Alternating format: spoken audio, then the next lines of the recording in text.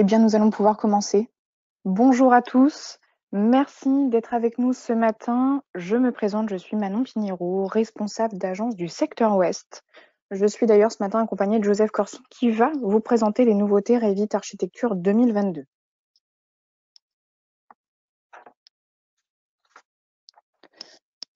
Nous allons commencer par une brève présentation implicite.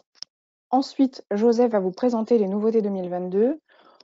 Au programme, nous allons voir l'interface, l'inconception, les annotations, les nomenclatures, l'import et l'export, et puis aussi toute la partie questions-réponses.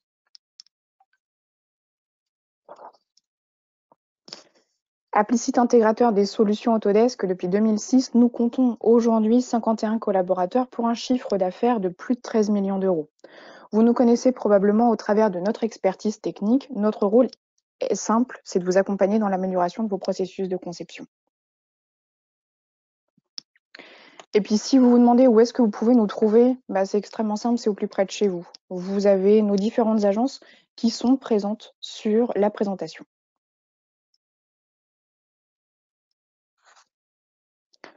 Pour rester informé sur nos actualités, vous retrouverez d'ailleurs notre agenda qui relate des présentations, des webinaires, des formations et tout ça sur notre site applicite.com.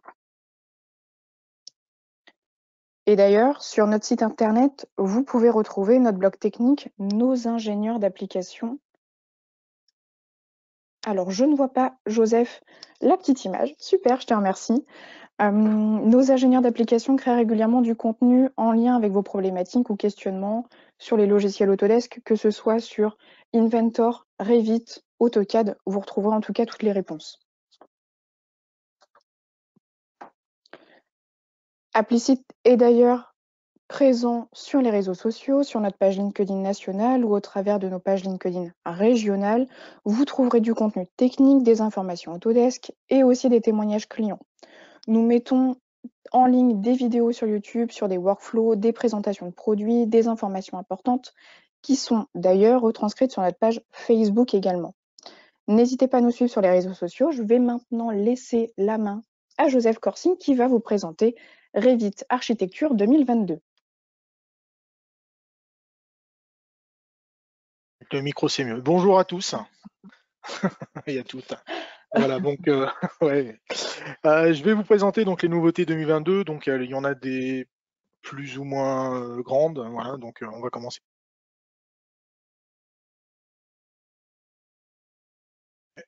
Problème de son. Voilà, c'est bon. Donc, on va commencer par l'interface.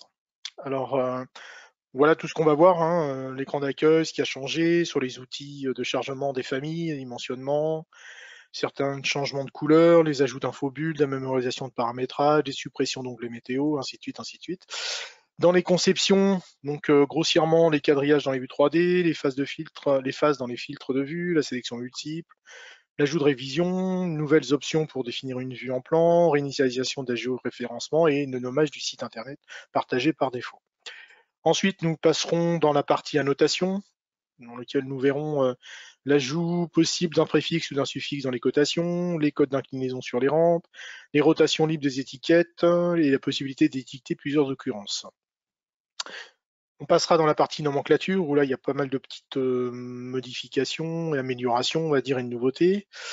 Voilà, les renseignements, les indications, enfin bon, voilà, il vaut mieux passer directement à ce qu'on va voir. Donc les exports et les imports, exportation PDF en natif, l'amélioration du lien avec le Formit, les liens de fichiers Rhino, les ouvertures de projets cloud via le menu fichier. Au niveau de la modélisation, donc on a la possibilité d'avoir modification du profil pour les murs inclinés, les murs trapézoïdales, enfin le mur trapézoïdal ou mur trapézoïdaux, qui est grande nouveauté bien sûr, avec les ouvertures, visibilité uniquement des porteurs, l'amélioration de la boîte à outils analyse de l'itinéraire et l'amélioration des RPC. Et un peu, j'ai mis ça dans divers, parce que pas trop savoir où on pouvait le classer. Alors on commence. Dans l'interface de base, donc dans l'écran d'accueil, on avait BIM 360. Et comme Autodesk a renommé son produit cloud en Autodesk Dock, donc ils ont retranscrit ça sur la page d'accueil. Pour charger les familles, donc avant bien sûr on avait le fameux charger la famille classique que l'on connaissait. Ensuite on avait donc chargé la famille. Bon, ça a toujours été, même dans la 2021, pour ceux qui ne l'avaient pas vu, avec la possibilité donc de faire un tri dans les catégories ou une recherche directe. Dans la 2022, là où avant, dans la 2021, pardon, là où avant on obtenait le contenu Autodesk via un site internet, à partir de maintenant, sur la 2022, c'est directement dans votre bureau Autodesk, sur l'application bureau Autodesk, où vous pourrez choisir la langue qui vous intéresse avec toutes les bibliothèques que vous avez besoin. Toujours dans l'interface, on va voir des nouveaux dimensionnements de différentes boîtes de dialogue, transférer les normes de projet, purger les éléments non utilisés, enfin, profil en relief en creux, modifier les textes multiples. Tout ça, c'est des fenêtres qui vont bien sûr automatiquement être modifiées. Alors un petit changement qui a été fait, qui passe peut-être inaperçu pour certains, mais par exemple, on a changé les couleurs des légendes, bien sûr. Bon, là j'ai pris l'exemple des pièces, où avant c'était des couleurs un peu ternes. Aujourd'hui, c'est des couleurs un petit peu plus vives, un petit peu plus gaies. Bon, voilà, c'est une petite amélioration qui fait pas, pas bien. Après, on a des ajouts d'infobules qui sont assez agréables dans les transferts de normes de projet, où avant on ne savait pas du tout qu'est-ce qu'on pouvait transférer. Donc là, automatiquement, en cliquant dessus, on va directement dans l'help dans l'aide de Revit et qui vous mentionne tout ce que vous pouvez faire. Alors, truc très intéressant, et ça avait été demandé par plusieurs utilisateurs, la possibilité de conserver les différentes modifications que l'on faisait sur les outils miroir, alignement, décalage, échelle, rotation, copie, réseau et division. Donc, et ça, quand on faisait ça, c'était de session à session maintenant. Voilà, c'est-à-dire que même si vous changez de session, il va quand même conserver ça, mémoriser ça pour le prochain projet que vous allez faire. Alors, ça passe inaperçu. Pourquoi, comment, j'ai pas su. Mais aujourd'hui, enfin, avant, on avait un emplacement météo et site au niveau des onglets pour l'emplacement du projet. L'onglet météo a disparu. Bon, on aura peut-être plus d'explications un peu plus tard, mais bon, c'est ce que j'ai trouvé dedans. Alors là, on va passer à un truc qui est assez intéressant au niveau modélisation ou conception, c'est que avant, donc on avait comment dire, dans la version 2021, on avait la possibilité d'avoir les niveaux en 3D. Là, on a des niveaux, donc toujours, on les a toujours, hein, pas de problème. Et aujourd'hui, à partir d'aujourd'hui, on peut afficher donc le quadrillage. Donc, on choisit les niveaux qui peuvent nous intéresser, et ces quadrillages sont retranscrits automatiquement dans comment dire, dans la 3D. Donc ça nous permet de pouvoir s'accrocher, d'avoir des faces, enfin bon, de pouvoir mieux travailler, et plutôt que de créer des plans de référence, on peut directement s'aligner sur un plan qui est représenté par un des quadrillages. Voilà, comme petit exemple par exemple. Alors, grande nouveauté, et ça c'est hyper important pour pas mal de gens, on avait des problématiques dans les phasages, visualisation des phasages. Donc là, j'ai créé à peu près 7 phases, hein, comme vous le voyez, et j'ai attribué à certains éléments des phases, hein, tout simplement, euh, pour pouvoir visualiser ces phases-là dans un projet. Alors il y a des fois, quand on fait du phasage, on avait des difficultés pour le visualiser directement.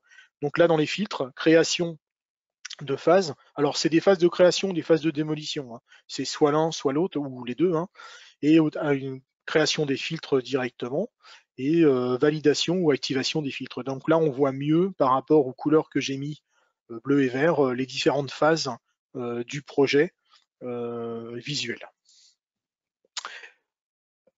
Ça manquait énormément, donc je reprends toujours le même projet. On a la possibilité maintenant de pouvoir, dans un filtre de vue, ou dans les filtres de vue, pouvoir sélectionner un ou deux filtres à la fois. Donc avant, et là, c'est comme dans Windows, donc Shift ou Control, pour pouvoir en utiliser un, pour pouvoir en utiliser plusieurs. On a l'ajout des révisions. Alors, les révisions classiques sont toujours les mêmes, hein. On a toujours les révisions, je dirais, numériques ou alpha numérique. Donc ça change pas. Par contre, la grande nouveauté, c'est qu'au niveau de la numérotation, ça a changé un petit peu. Donc, on va toujours conserver les numérotations alphanumériques ou numériques, mais on aura la possibilité maintenant de pouvoir faire ce qu'on appelle une numérotation personnalisée à l'entreprise.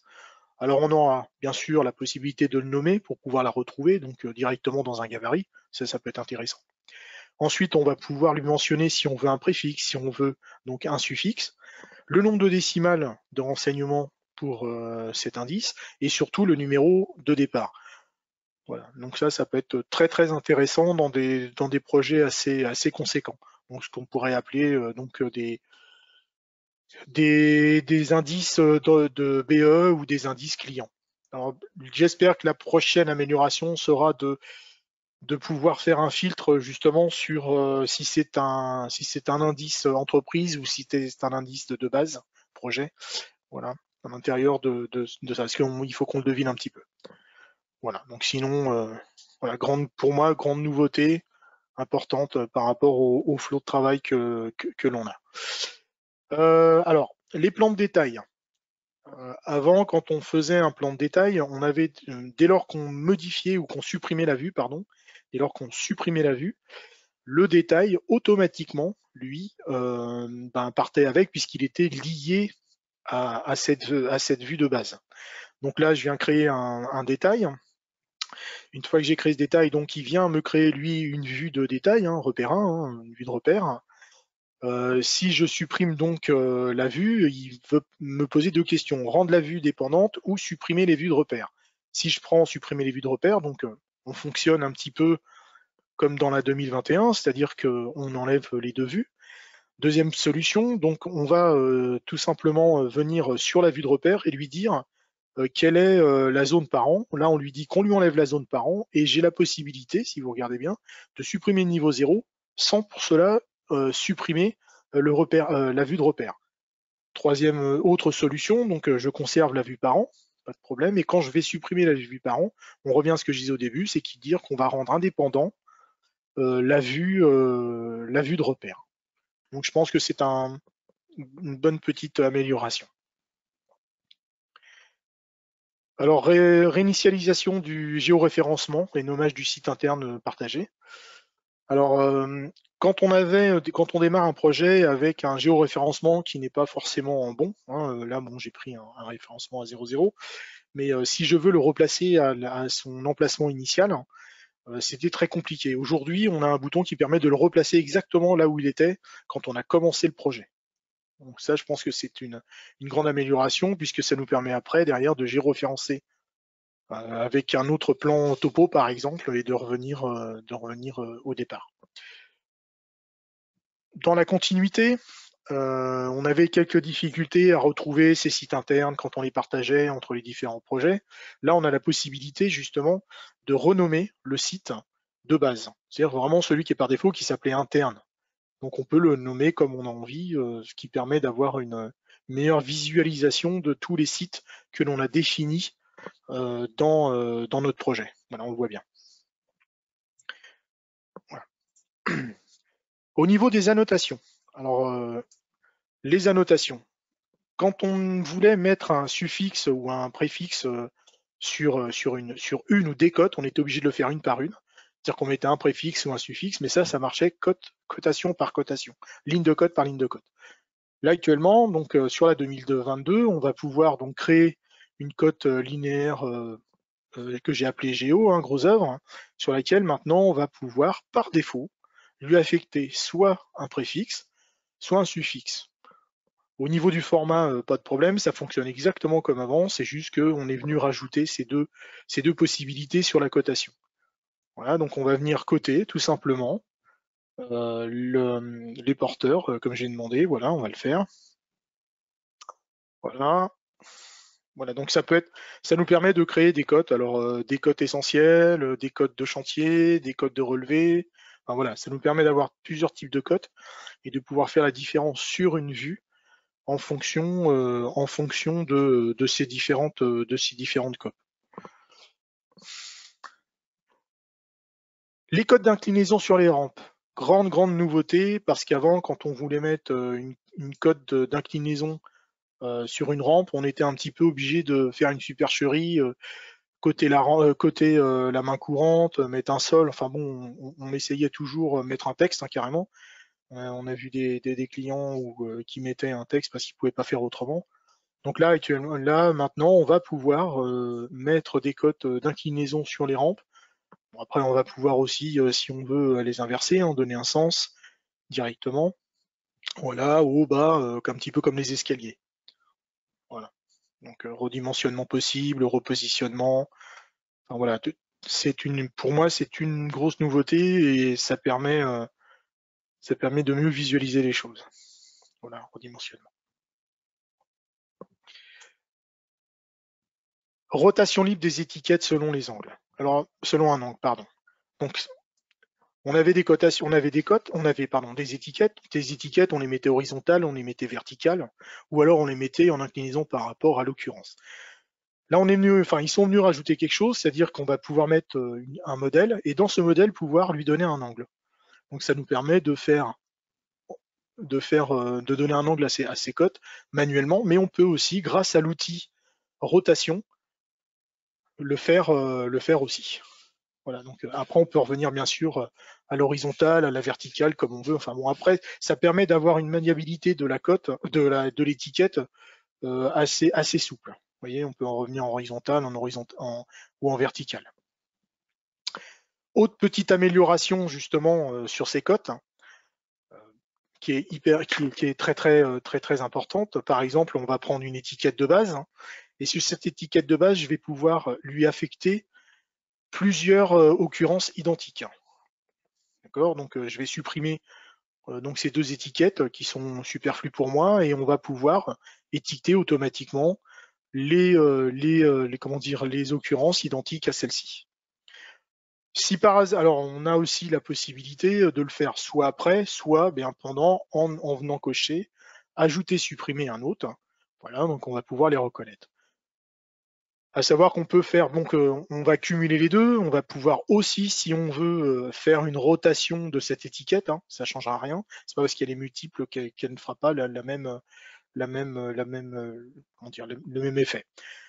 À savoir que si par hasard vous venez à cocher deux occurrences différentes, il vous mettra un mot, enfin il vous mettra un vari dessus. Donc, on y reviendra un petit peu plus tard.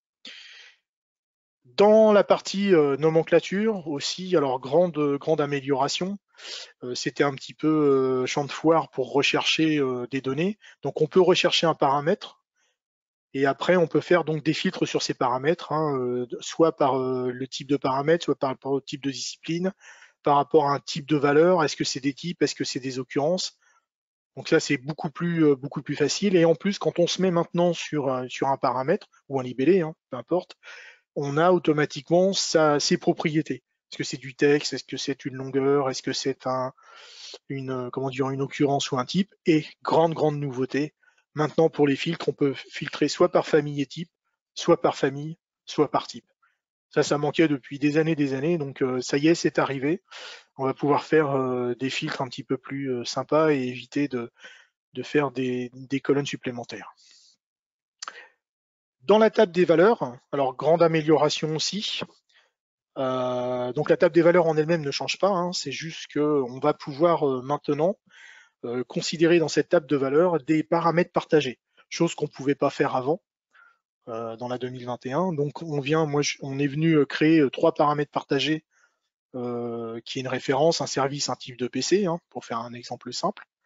Donc c'est bien trois paramètres partagés qu'on est venu intégrer directement au projet en chargeant la famille. Et une fois qu'on a fait ça, donc dans la table de valeurs, on est venu retrouver les trois données principales. Donc je vous ai dit la référence, le service et le type de PC.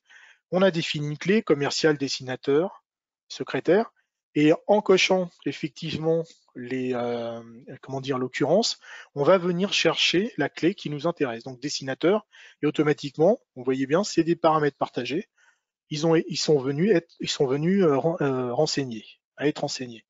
On va prendre le bureau de la secrétaire et quand on supprime donc comment dire, cette clé, Revit conserve va conserver effectivement les variables, sauf pour les pièces, les espaces, les zones et les appareils sanitaires.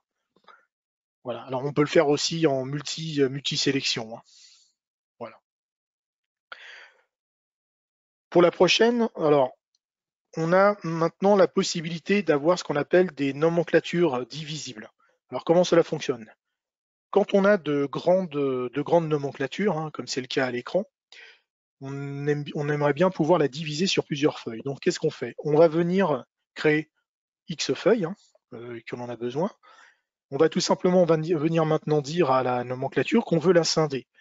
Une fois qu'on a, alors il y avait un bouton en haut à droite hein, que j'ai oublié de vous montrer, mais une fois qu'on a fait ça, on vient choisir les feuilles sur lesquelles on veut venir scinder uniformément au départ, par exemple, ou en personnaliser la nomenclature.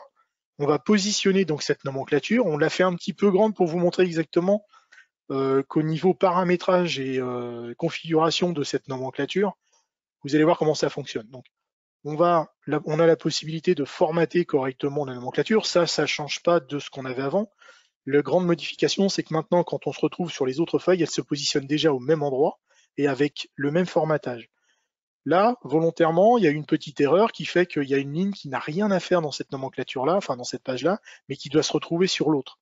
Et le fait de modifier, voilà, on vient récupérer cette donnée et elle vient s'incrémenter automatiquement sur la feuille supplémentaire. Voilà.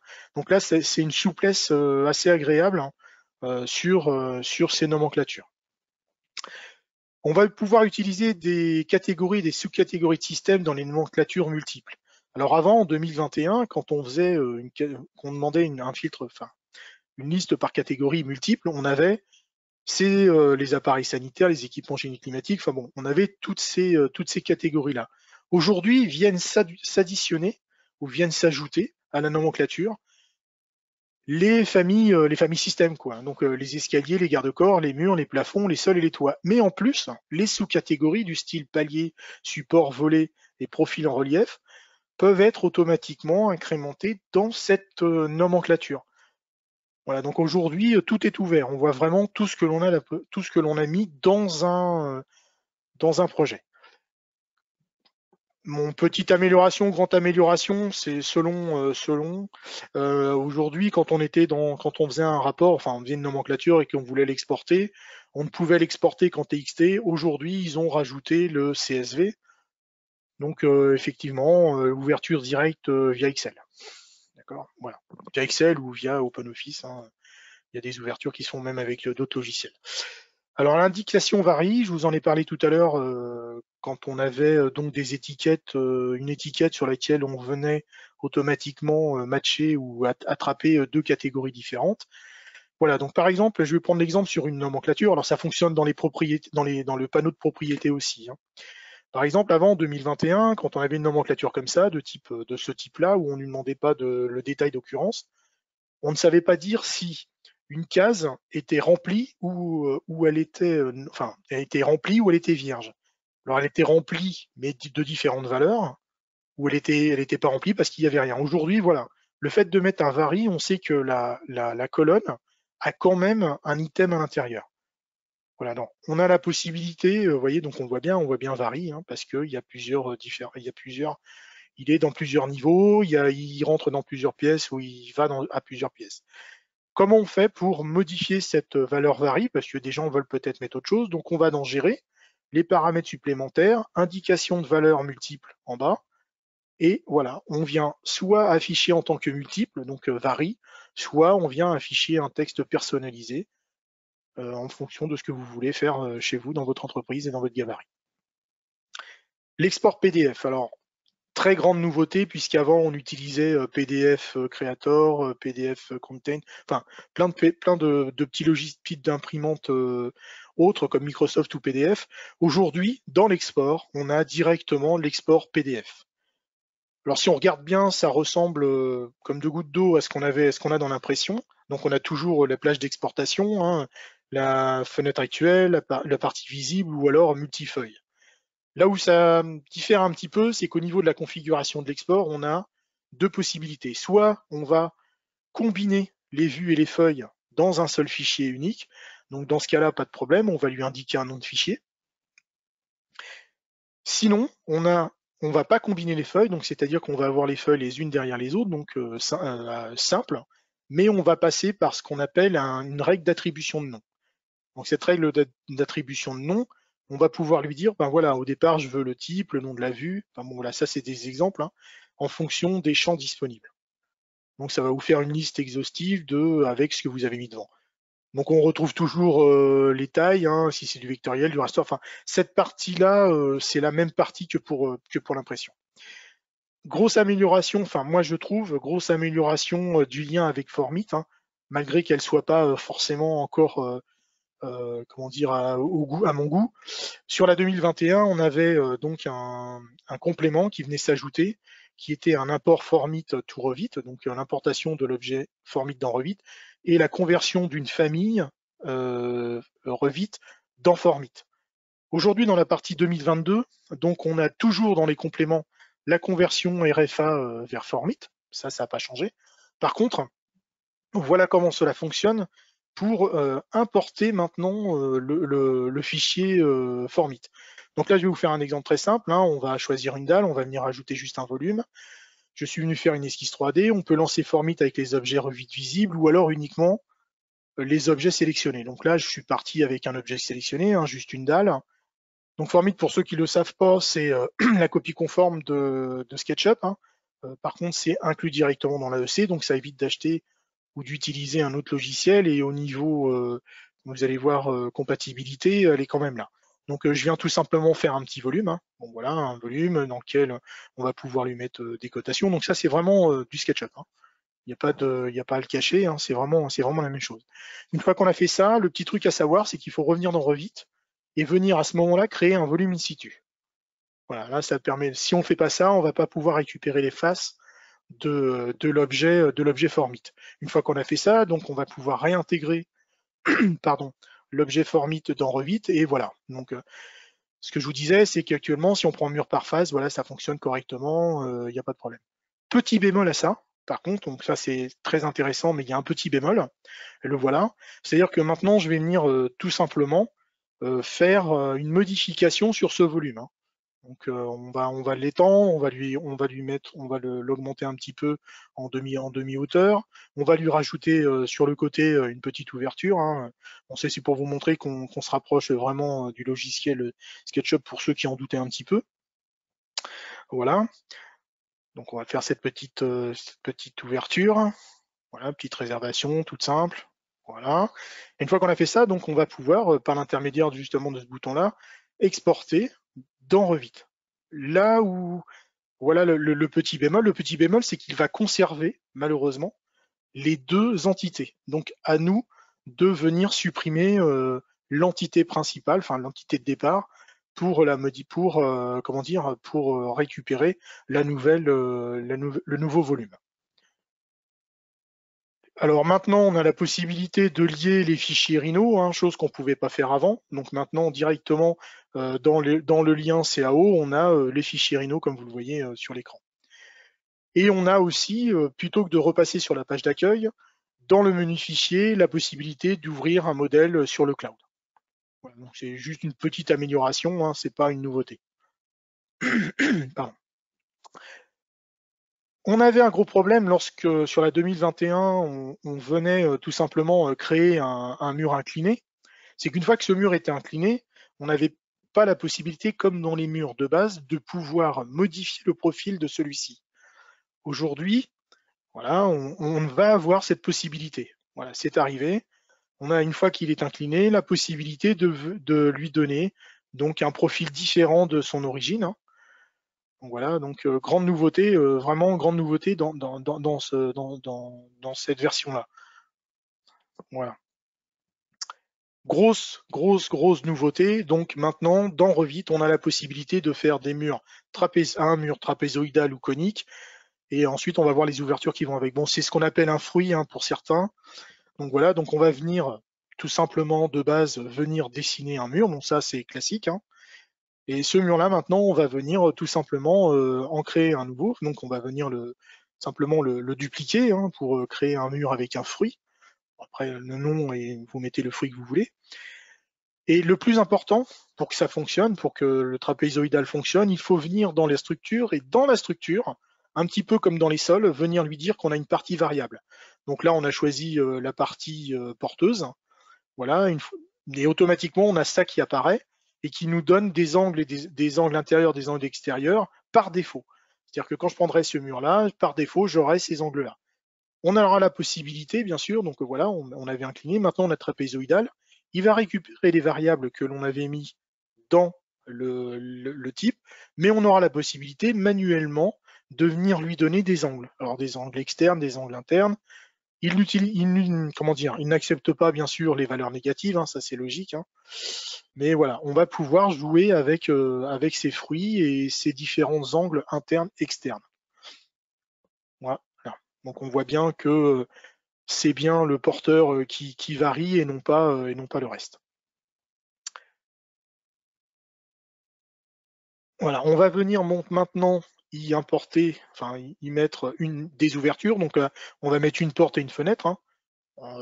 Comment dire, le comportement de l'un est égal au comportement de l'autre. Hein. C'est juste deux familles qui ont un type différent, enfin une catégorie différente. Mais voilà, on a la possibilité de l'incliner vers l'intérieur ou vers l'extérieur, ou de le laisser bien sûr vertical. Donc ce que j'ai fait sur la porte, on va le faire exactement la même chose sur la fenêtre. Donc voilà, ça nous laisse un petit peu de liberté dans le positionnement de la fenêtre ou de la porte, hein, de l'ouverture. Voilà, donc on voit bien qu'il y a... voilà.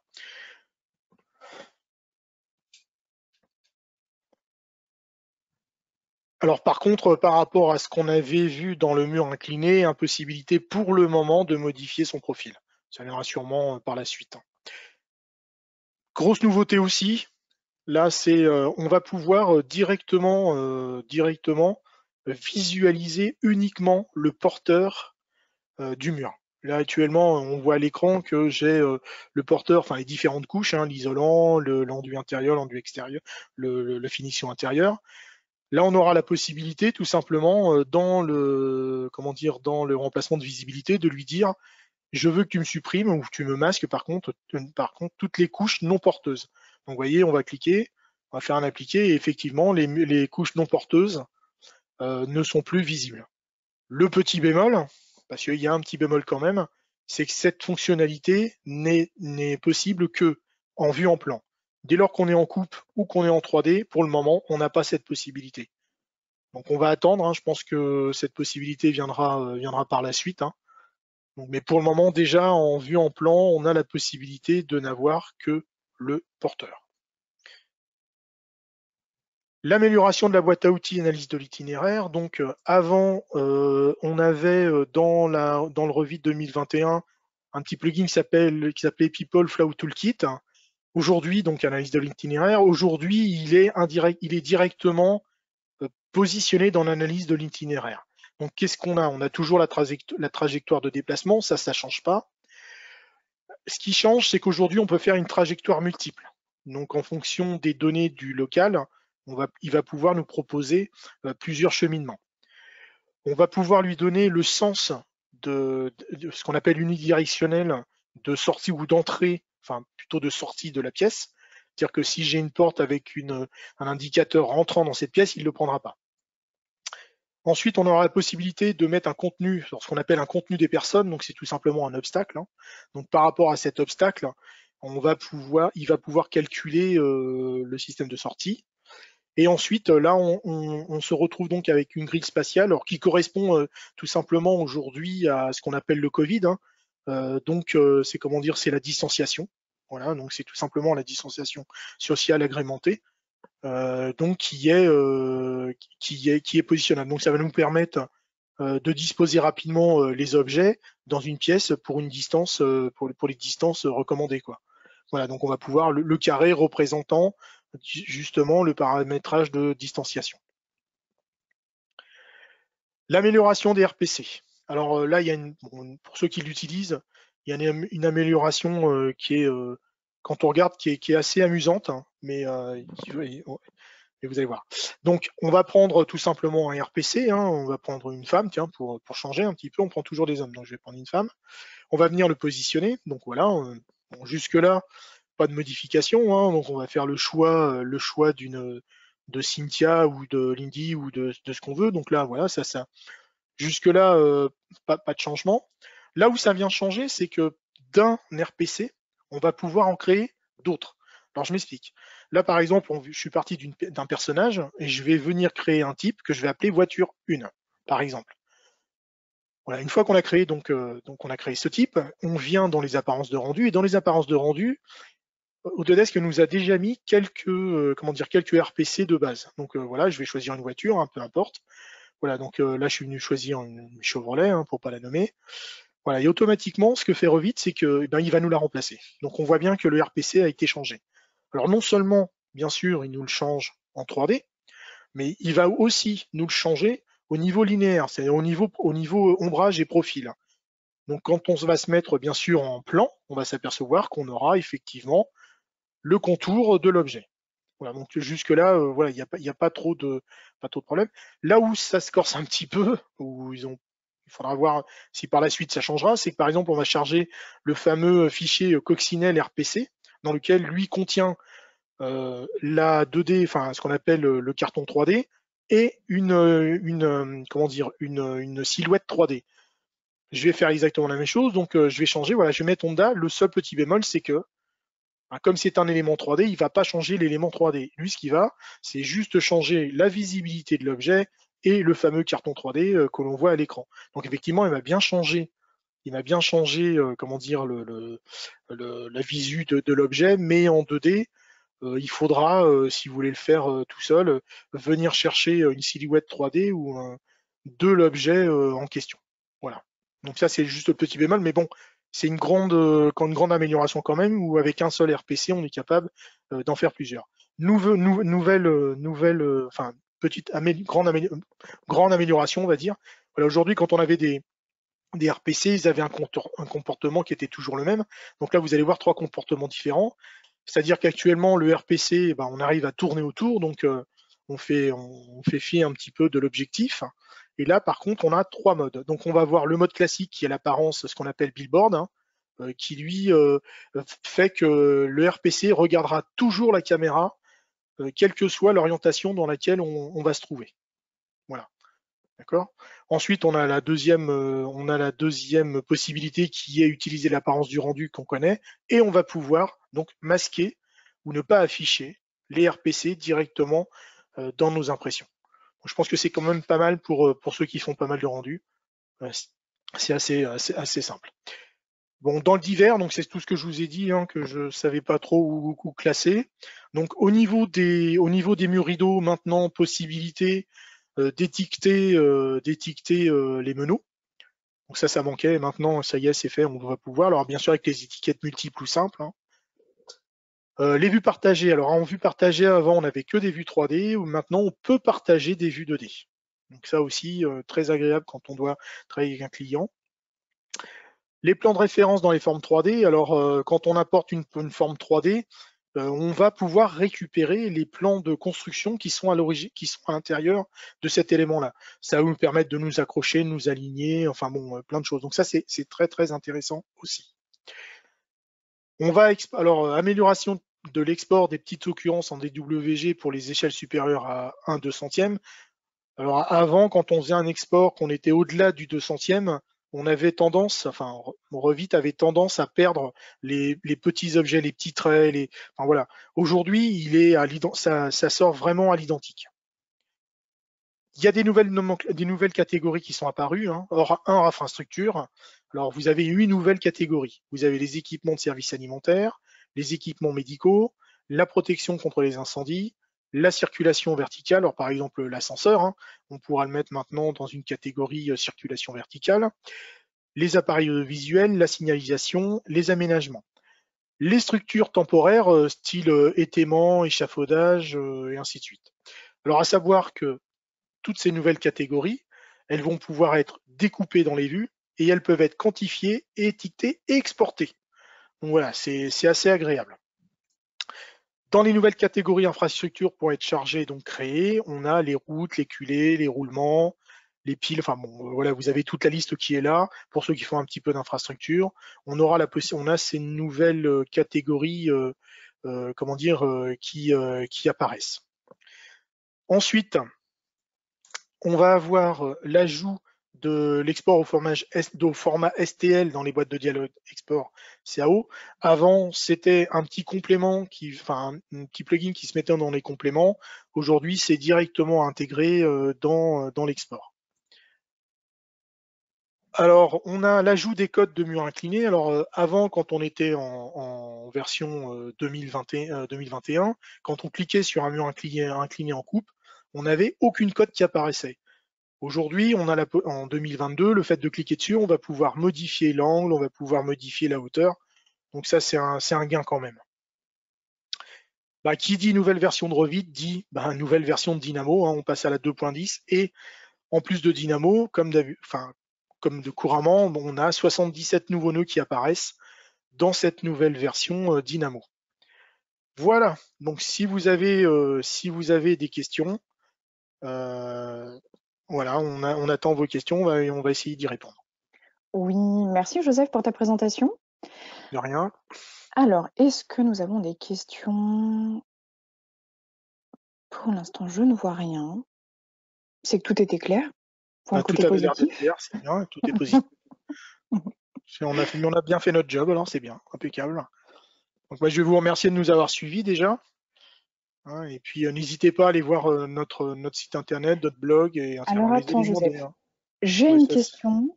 de Felipe. Exactement. Amélioration MEP, correction des éléments démolis. Alors Joseph, je vais me permettre de répondre à cette question. C'est vrai que Ouais. ce matin, nous avons parlé uniquement de Revit Architecture. Mais Revit MEP arrive.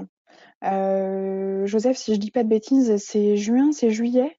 C'est début juillet, je crois, de C'est mémoire. début juillet. Je crois. Donc, On aura toute cette nouveauté qui vont apparaître. donc, Monsieur Lambert, je ne vais pas répondre aujourd'hui à votre question. Il y a bien entendu des améliorations côté MEP, mais il faudra suivre notre prochain webinaire. Monsieur Lambert repose quand même une question. Perte des données, éléments démolis. Alors, perte des données, ça n'a pas changé. Ça, pour le moment, ça n'a pas changé, c'est en cours. Alors, je ne sais pas où ils en sont, mais ça n'a pas, par rapport à cette question-là qu'on avait déjà posée, on n'a pas de, j'ai pas de retour aujourd'hui. Voilà, D'accord, j'ai vraiment pas de, j'ai vraiment pensé en avoir, mais aujourd'hui, j'en ai pas. Donc, voilà, je vais pas pouvoir répondre à cette question. d'accord. On attend encore quelques petites minutes avant de quitter, avant de fermer la session, au cas où il y ait d'autres questions. Euh, perte de données, donc ça, je l'ai vu. Ah, il y en a d'autres qui arrivent. Ouais, ça arrive. Donc, impact du changement vers 2002 sur d'autres logiciels? 2022 sur d'autres logiciels, non, non. Oui. Bah, de toute façon, quand il y a une version Revit qui apparaît, enfin, une version Autodesk, on va dire, qui apparaît, que ce soit Revit, AutoCAD, on parle de logiciels externes ou de logiciels dans la suite AEC? Alors, dites-nous ça, Monsieur Lambert. Sinon, de toute façon, quoi qu'il se passe, on reviendra vers vous avec Joseph pour répondre à l'ensemble de vos questions. On les récupère de toute façon en fin de session, donc pas de Alors, panique si on n'a pas répondu aujourd'hui. Nous avons des questions également sur les améliorations de niveau calcul, de modélisation, de déblais et de remblais. alors là, c'est en cours, mais ça n'a pas encore été mis sur la 2022. Ça, D'accord, voilà, d'accord, je peux déjà au moins dire ça, mais c'est en cours. Voilà. d'accord. Est-ce qu'on est capable de modifier des profils d'un mur cintré? Le profil, pardon, d'un mur cintré. Oui, mur cintré, je sais plus. D'accord, Je répondrai à ce monsieur en direct. Faut que je regarde. J'ai pas regardé. Franchement, je le dis d'accord. clairement, je me suis concentré là-dessus. Et effectivement, c'est une des choses que j'ai pas regardé. Donc, faudrait que je Mm. regarde, mais là, effectivement, j'ai pas regardé, mais je lui répondrai en direct. Il y a Bah, pas de problème. Franck, nous allons revenir vers vous là, sur cette question-là. Je répondrai. Et concernant la question de Monsieur Lambert, Joseph, ça concernait des interopérabilités entre Revit et Inventor sur la Alors, version 2022. l'interopérabilité sur le Revit 2022, elle vient pas forcément de Revit. Elle vient plus d'Inventor. Avant, quand on était dans Exact. Inventor et qu'on devait faire un lien avec Revit, on passait automatiquement par un fichier IFC. Aujourd'hui, on a ce qu'on parle. Aujourd'hui, ça s'appelle donc la fonction qui est dans Inventor s'appelle AnyCAD, hein. Donc ça permet à Inventor d'ouvrir directement la maquette Revit, hein, donc d'être géolocalisé. Et une fois qu'on a fait ça, donc on a dans Inventor la possibilité, alors en première main, si on veut ou on veut pas, simplifier l'objet que l'on veut exporter vers Revit. Mais la nouveauté, c'est qu'on n'exporte plus un IFC, on exporte directement un RVT. Donc, ce qui fait que quand on revient dans Revit, on fait non plus un lien IFC, mais on fait un lien RVT directement. Voilà, donc il sera géolocalisé par rapport à ce lien. Ça, c'est la C'est nouveauté, mais plus du côté Inventor que Revit. c'est très vrai. Sur la version Inventor 2022, vous avez une très grosse nouveauté sur l'interopérabilité entre Revit et Inventor. Je vous invite d'ailleurs à regarder notre dernier webinaire que j'avais présenté avec Mathieu Bienvenu. Là-dessus, on vous explique vraiment le lien entre les deux outils. La grosse nouveauté dans Inventor, elle est pas au fait de l'export, enfin c'est pas l'export IFC, c'est surtout l'export RVT qui est la grosse nouveauté d'Inventor, avec un nouveau, pour ceux qui l'utilisent, avec un nouveau panneau de simplification. Voilà. Mais Revit en lui-même n'a pas de changement avec une interopérabilité, ne serait-ce qu'avec un plante 3D ou autre chose. C'est exactement le même principe. D'accord. Joseph, est-ce qu'on fait une dernière petite question? Vas-y, On vas-y. en a du coup pas mal qui arrivent. On reviendra de toute façon vers vous, je vous le redis, hein. Bonjour. Qu'en est-il de la taille des exports PDF directement depuis Revit, qui sont malgré tout assez lourds, ainsi que la qualité assez médiocre? Est-il toujours nécessaire de passer par une imprimante PDF externe pour assurer une bonne qualité pour un fichier léger? Alors, ben, si vous trouvez que c'est pas, ils ont fait cet effort-là, maintenant rien ne vous empêche de passer par une imprimante externe, hein. Dire que c'est comme toute nouveauté dans Revit, elle demande à être améliorée. Donc déjà, on a un export PDF. La qualité, ben, il y a une qualité qui est quand même assez sympa. Maintenant, effectivement, si vous avez besoin de PDF légers, avec une qualité qui est autre que celle que vous donne, ben, oui, je ne peux vous inviter qu'à reprendre votre PDF que vous aviez avant.